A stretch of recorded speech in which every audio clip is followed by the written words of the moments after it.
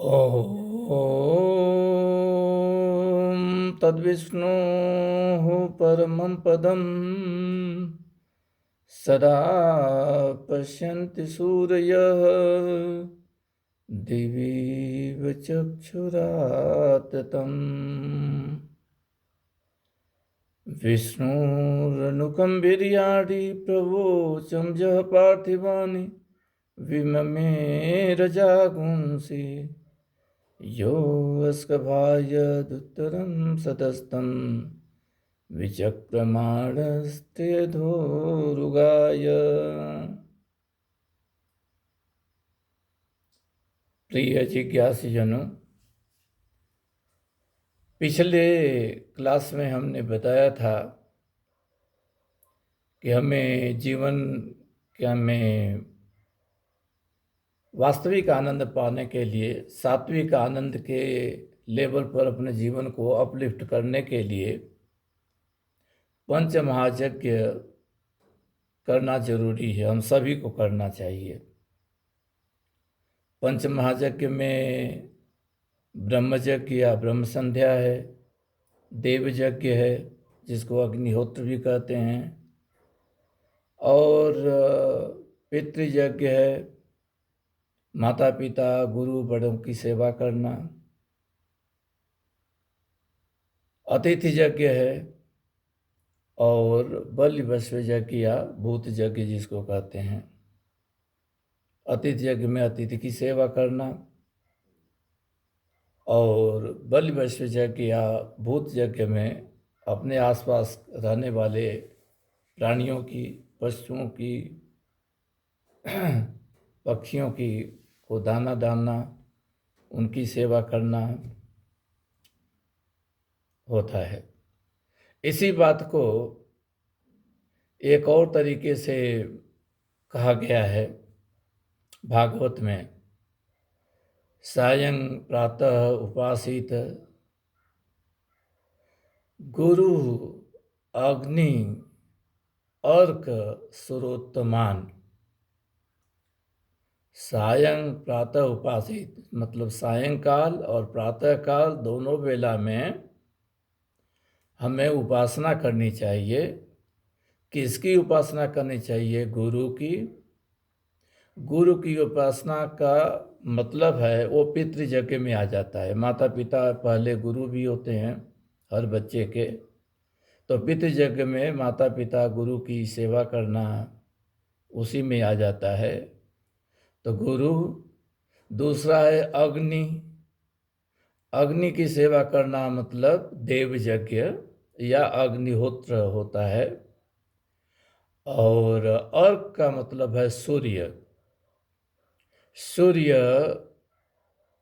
भगवान का एक प्रत्यक्ष रूप ही समझना चाहिए। तो सूर्य की आराधना का मतलब भी भगवान की आराधना ही है। सुरोत्तमान। सुरोत्तमान का मतलब है सुरों में उत्तम, भगवान विष्णु की आराधना करनी चाहिए। संध्या उभे मतलब दोनों संध्या काल में, प्रातःकाल और सायंकाल। संध्या का मतलब द्वयर्थक है। एक तो प्रातःकाल की बेला को संध्या कहते हैं, जो रात और दिन का मिलन है, और शाम को भी संध्या काल कहते हैं। और संध्या का दूसरा अर्थ है ध्यान, मतलब ध्यान करने से है। तो संध्या में दोनों समय ध्यान करना चाहिए। किसकी? विष्णु की, भगवान की। और कैसे करना चाहिए? यद वाक शांत मन से करना चाहिए। साइलेंट होकर करना चाहिए, बिना बोले करना चाहिए। और ब्रह्म में समाहित होकर, गायत्री, ब्रह्म का मतलब है गायत्री मंत्र से पूरा का पूरा उसमें समाहित होकर के हमें भगवत भक्ति में लीन होकर के करना चाहिए। तो क्या करना चाहिए ये हमने बताया, कैसे करना है ये डिटेल प्रैक्टिकल के साथ आगे के क्लासेस में आएंगे। लेकिन उसके पहले एक दो और बातें हम बताना चाहते हैं। रही पहली बात, हम ये बताना चाहते हैं कि किसको, किन किन लोगों को ये पंचायतन पूजा या पंचमहायज्ञ करना चाहिए, क्वालिफिकेशन क्या है। जब भी कहीं आप जाते हैं, कहीं एडमिशन लेने के लिए, तो पूछते हैं कि इस कोर्स को ज्वाइन करने के लिए ये क्वालिफिकेशन ज़रूरी है। तो इस पंचमहायज्ञ को करने के लिए क्या क्वालिफिकेशन आपके अंदर होना चाहिए, कौन कौन लोग ये कर सकते हैं। इसका बड़ा सुंदर उत्तर भगवान कृष्ण ने दिया है गीता में। चतुर्विधा भजन्ते माम जना सुकृतो अर्जुन। सुकृत लोग मेरी पूजा 4 तरह से करते हैं। सुकृत लोग, दुकृत लोग नहीं, जो दुष्ट हैं वो तो भजन भाव में जाएंगे ही नहीं कभी, वो तो केवल भोग में लगे रहेंगे। वैसे ही भोग जो पशु पक्षी करते हैं, आहार निद्रा भय मैथुनम च एतत् समानम पशु वीराणाम, ईटिंग स्लीपिंग मेटिंग डिफेंडिंग, इन्हीं 4 चीज़ों में वो लगे रहते हैं। ये पशुओं में और मनुष्यों में बराबर है।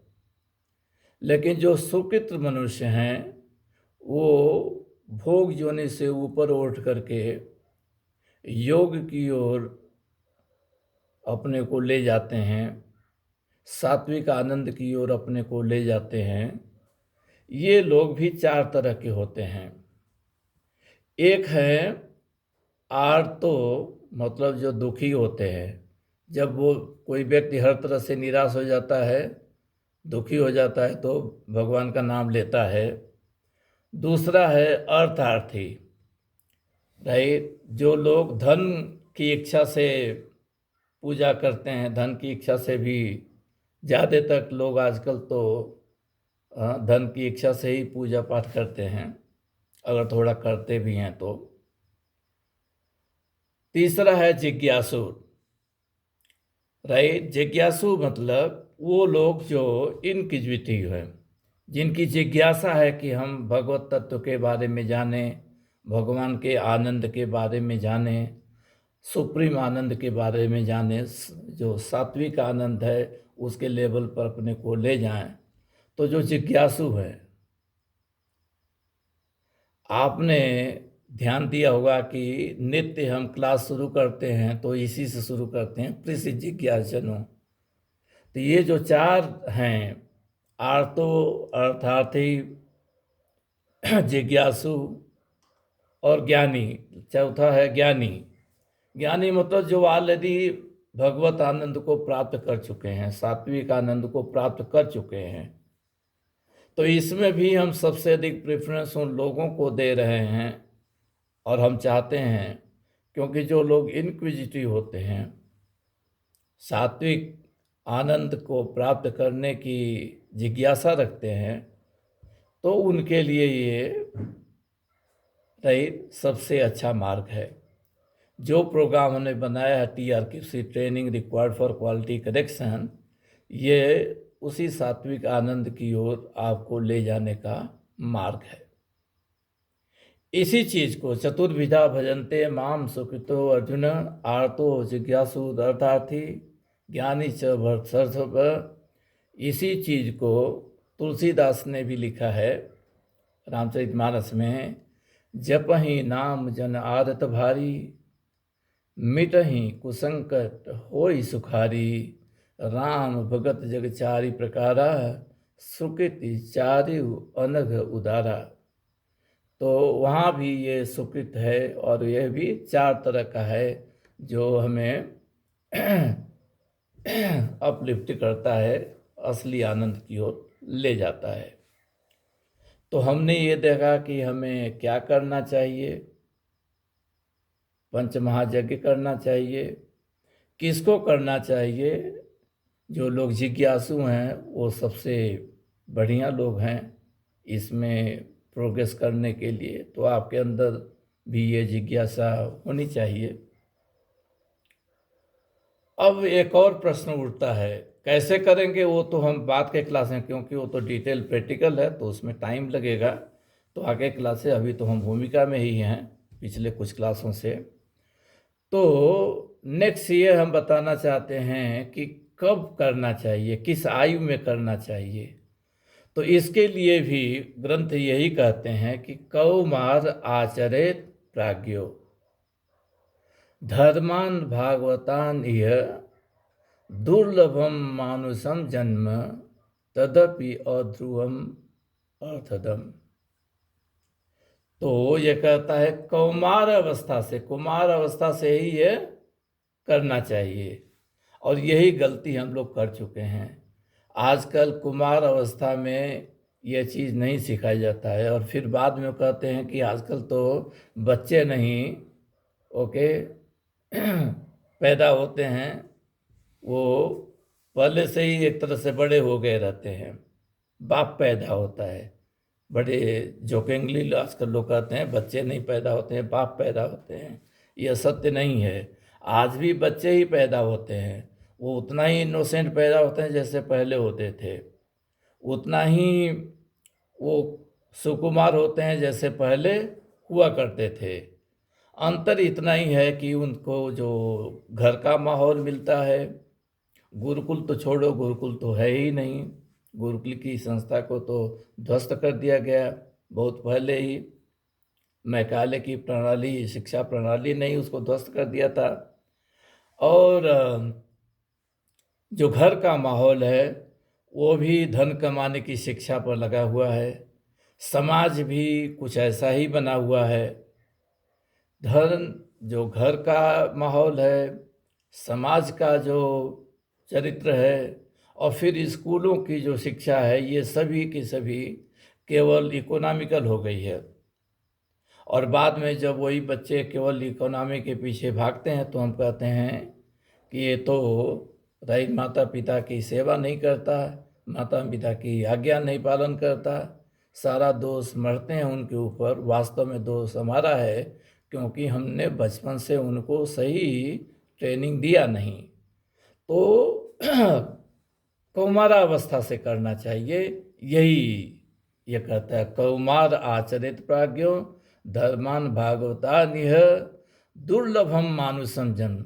आपको याद होगा पहले भी ये बात आ गई है, दुर्लभम मानुषम जन्म, दुर्लभम त्रयम एतत् दैवानुग्रह हेतुकम मनुष्यत्वम मुमुक्षुत्वम महापुरुष संशय। ये शंकराचार्य का लिखा हुआ है।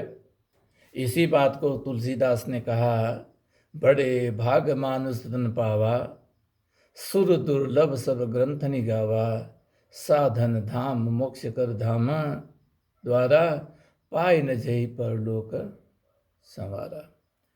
तो ये मनुष्य जन्म जो है बड़ा ही दुर्लभ है, और ऑलरेडी पहले से मिल चुका है। मुमुक्षत्व महापुरुष की साथ करना बाकी है, ये हमें करना चाहिए, और इसके लिए हमें बच्चों को प्रेरित करना चाहिए। तो इसी को दुर्लभम मानुषम जन्म तदपि अध्रुवम अर्थदम रखे। ये मनुष्य जन्म जो है बड़ा ही दुर्लभ है, लेकिन यह राइट अध्रुवम, ये क्षणभंगुर है, कब चला जाए पता नहीं।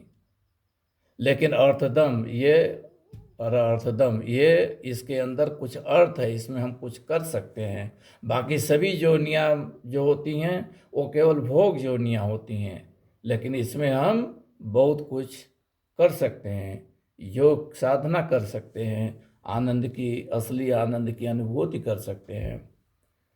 तो एक चीज़ आपको पता चली कि इसको हमें बचपन से ही करना चाहिए, बचपन से ही बच्चों को सिखाना चाहिए। हो सके तो गुरुकुलों में सिखाना चाहिए, और नहीं हो सके तो कम से कम घर का जो वातावरण है वो ऐसा बनाना चाहिए कि बच्चों को सही संस्कार रहे मिल सके। और बचपन से लेकर के कब तक करना चाहिए? तो उसके लिए कहते हैं, चाणक्य पंडित कहते हैं, यावत् स्वस्थो ही अयम देहो यावत् मृत्यु से दूरतः तावत् आत्महितम कुर्यात् प्राणान्ते किम करिष्यति। यावत् स्वस्थो ही अयम देहो, जब तक यह शरीर स्वस्थ है, यावत् मृत्यु, जब तक मृत्यु दूर है, तावत् आत्म, तब तक आत्महित कर लेना चाहिए, आत्महित का काम कर लेना चाहिए। प्राणांते किम करते, जब प्राण चले जाएंगे तब क्या कर सकते हो। इसी बात को कठोपनिषद में थोड़ा और बेटर ढंग से, अच्छे ढंग से कहा गया है। ई चेत दशकत भूतुम प्राक शरीर विशेष इम ततः सर्गेषु लोकेषु शरीरत्वाय कल्पते। रई ई चेत दशकत बोधुम प्राक शरीर स विशेष, ये शरीर के पतन हो जाने के पहले ही तुम अपनी सारी बिगड़ी बना लो, क्योंकि अगर ऐसा नहीं कर पाए तो फिर अनेक सर्गेषु लोकेषु, अनेक योनियों में फिर भटकते फिरोगे। तो हमने बताया कि क्या करना चाहिए और क्या क्वालिफिकेशन है इसको करने के लिए, और हमें बचपन से लेकर के जब तक मृत्यु नहीं हो जाती है हमें इसको करना चाहिए। अब कैसे करना चाहिए ये बात मैं आगे के क्लासेस में बताऊंगा। आप लोगों से अनुरोध है कि कृपया हमारे चैनल को सब्सक्राइब भी कर लिया करें, ताकि हमें पता चले कि कितने सब्सक्राइबर्स हैं जो नित्य इसको देखते हैं, सुनते हैं। और हो सके तो अपना कुछ कमेंट भी दें, ताकि हमें पता चले कि इससे आप लाभान्वित हो रहे हैं या नहीं हो रहे हैं। इन्हीं शब्दों के साथ विराम देता हूँ। ओम तत्सत।